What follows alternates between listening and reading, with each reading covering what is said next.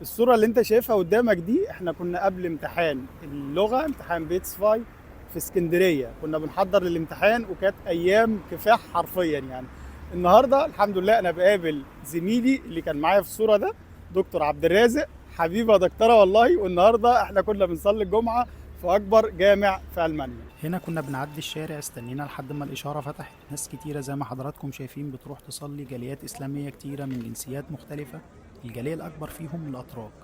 الجامع بقى من بره شكله رائع جدا، تصميم في منتهى الجمال، اللهم بارك، ربنا يبارك له اللي عمل التصميم ده. عائلات كتيرة جدا بتيجي اليوم ده تصلي، وبيكون يوم مميز جدا. ولأن العدد في اليوم ده كان كبير جدا، ما لقيناش مكان في الدور الأول واضطرينا ننزل للدور التاني. الدور التاني في مكان للرجال بتصلي فيه، النساء ليها بس في الدور الأول.